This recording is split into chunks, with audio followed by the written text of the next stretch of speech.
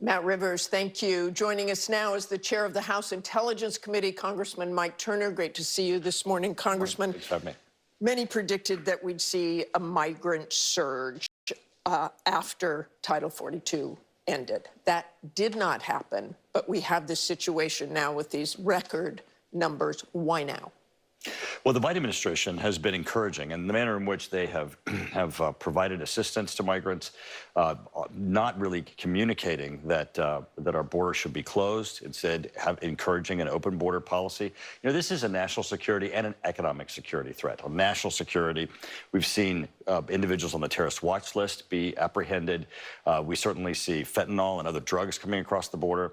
On economic security, you even have the mayor of New York saying that it's destroying his city. That's why the Republicans put forth a border protection bill, House Bill 2, which would put physical barriers on the border, but also change our asylum rules, and at the same time put more border agents. Now, to contrast that with the Biden administration, just in the last 10 days, took action to give 200,000 Venezuelans temporary protective status, which includes that they cannot be deported and work privileges. This type of encouraging... Do you not agree with that, I take it? But if the president would close the border and stop encouraging, providing people incentives to come, others would not see that you know, the path is worth it. And that's what you see the tragedy. Eric Adams says it saves taxpayers money for the Venezuelans to work. What would you rather have them do at this point, well, as long as they're already here? Right, but they shouldn't be here. If we had the right policies, they wouldn't be here. And by providing them the open assistance, what you're seeing is an encouragement for others to come.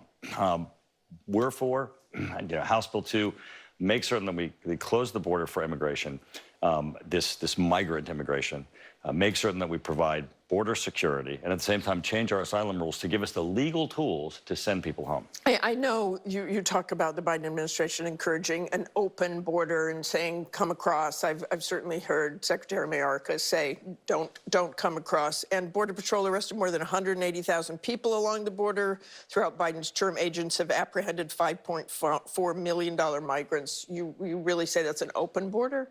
Well, the numbers speak for themselves, right?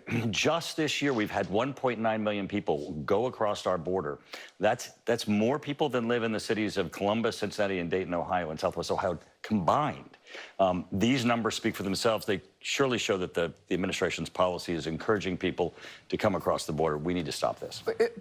Former President Trump boasted about the wall along the border and that would stop migrants. That doesn't seem to be working. Well, the wall wasn't finished. Biden, by executive order, stopped the wall, began selling off of its You had pieces. about 500 miles of new border wall? In the places, and I've been down to the border. Not all new, some refurbished. I took the Intelligence Committee members down to the border, and what we saw was in areas where the wall had been built, migrant immigration had stopped. We gave Border Patrol an ability to control the area, but on areas that it's open, people are walking across. So what do you do right now? You heard the new Border Control chief say it's as bad as it's been. They want to be doing their jobs down there. They want to be screening people and guns, and instead they're basically processing people. Right. That's why we passed a border protection bill without House Bill 2 that completes the border and barrier area to give the Border Patrol an ability to defend the border, more Border Patrol agents, and also change our asylum laws so that we can encourage lawful immigration and get people here that we need, who have skills, who we can put to work and can grow our economy. But right now, with this migrant immigration that's occurring on the border, it's a national security threat. Drugs and people on the terrorist watch list, economic security threat. Even the mayor of New York says it's too much. His city can't take it. Okay, I want to turn to the possible shutdown. We did see President Zelensky here this week. Kevin McCarthy has left that in the defense spending bill, $300 million. But do you see a shutdown as almost inevitable? How do they solve this?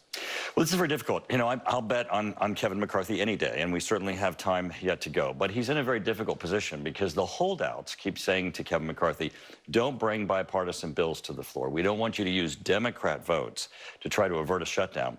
but they're using Democrat votes to try to cause a shutdown. And these individuals, these Republican holdouts, are voting with Nancy Pelosi against Republican bills that have been brought to the floor that will could trigger a shutdown. Now, I think Kevin's going to continue to negotiate until the end, but the Republicans need to vote for Republican bills, and we can avert this shutdown. McCarthy said this whole new concept of individuals that just want to burn the whole place down.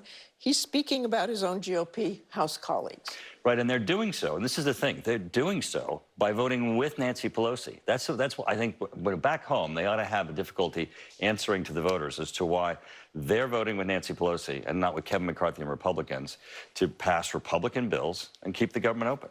And just quickly, Senator Robert Menendez was indicted on federal corruption charges. Do you think he should resign? Absolutely. I think that everyone has been calling for his resignation. I think that the body of allegations are certainly of the kind that it makes it very difficult for him to do his job. Okay, thanks very much for joining us this morning.